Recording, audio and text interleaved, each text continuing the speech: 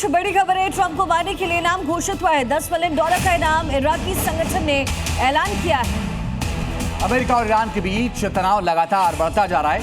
इस बीच इराक के एक इस्लामी रेजिस्टेंट संगठन ने ट्रंप को मारने के लिए इनाम की घोषणा की है। इराकी इस्लामी संगठन ने ट्रंप को अहंकारी और आक्रामक बताया है। इराकी संगठन ने ट्रंप को मारने के लिए $10 मिलियन का इनाम घोषित करते हुए कहा कि जिसने भी इराकियों का खून बहाया और उन्हें बेघर किया, या हमारे नेताओं को निशाना बनाया, हमारे बच्चों को मारा, या हमारे विद्वानों को, दुनिया के आजाद लोग उसे सुकून से जीने नहीं देंगे।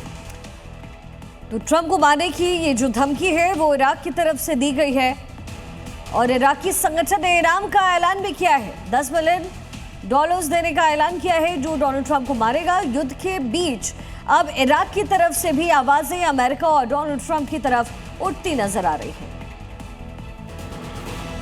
उधर बरेली में गौवंश कटान के आरोपी अकीलुद्दीन की पुलिस से मुठभेड़ हो गई, जिसके बाद अपने आप को जुर्म की दुनिया का बादशाह मानने वाले ये वांटेड पुलिस के सामने जान की भीख मांगते हुए नजर आए। और न सिर्फ वो दर्द से कड़ा रहा था बल्कि अपराध से तौबा भी करता नजर आया। एक रिपोर्ट देखिए। अल्लाह कभी ऐसी गलती नहीं करूंगा। अल्लाह मेरे मालिक, कभी तो मेरे खुदा, कभी तो गलती, कभी गलती नहीं करूंगा मैं।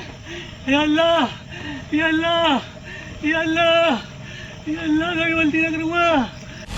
सुन रहे हैं आप, पुलिस के एक्शन के बाद ये वांटेड अपराधी अब कैसे अल्लाह के नाम पर जान की भीख मांग रहा है और तौबा कर रहा है कि अब ऐसी गलती कभी नहीं करेगा। खाकी के कंधों के सहारे चल रहे इस वांटेड अकीलुद्दीन पर गंभीर आरोप। दरअसल वो गौवंश काटने का आरोपी है और कई दिनों से पुलिस को इसकी तलाश थी।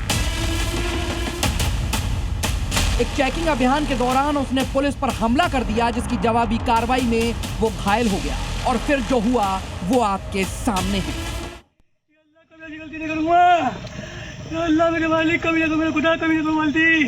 अभी सूचना प्राप्त हुई कि इसमें से एक अभियुक्त अकीलुद्दीन जो क्षेत्र में ही छुपा हुआ था, जब कॉम्बिंग की कार्रवाई की गई तो इस अभियुक्त द्वारा पुलिस टीम पर जान से मारने की नियत से फायर किया गया। जवाबी आत्मरक्षा फायरिंग में इस अभियुक्त के पैर में गोली लगी है, जिसके उपरांत इसे गिरफ्तार किया गया है। इसकी कब्जे से एक अवैध तमंचा 315 बोर, एक खोखा कारतूस, एक जिंदा कारतूस और गोवंशी मांस के कुछ टुकड़े बरामद हुए हैं। वहीं पुलिस का ऐसा ही एक्शन यूपी के अमरोहा में भी देखने को मिला, जहां डिडौली कोतवाली क्षेत्र के सहसपुर अलीनगर गांव के जंगलों में उस वक्त सनसनी फैल गई जब देर रात पुलिस और गौ तस्करों के बीच गोलियां चलने लगी।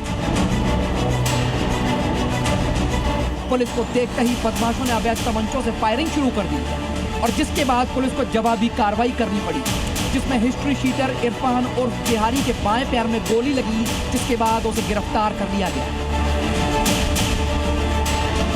पुलिस को उसके पास से 315 बोर का अवैध तमंचा और जिंदा कारतूस के साथ एक खोखा भी बरामद हुआ। पुलिस के द्वारा जब उनको रिकवरी दी गई तो उनकी तरफ से पुलिस पार्टी पर फायर किया गया।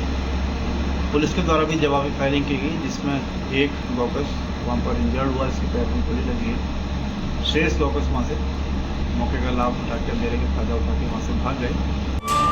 योगी फोर्स के इस एक्शन से साफ है कि अगर कानून को मानोगे तो चाल सीधी रहेगी, वरना लंगड़ा बनाने में योगी की पुलिस ज्यादा देर नहीं लगाएगी। ब्यूरो रिपोर्ट, जी मीडिया।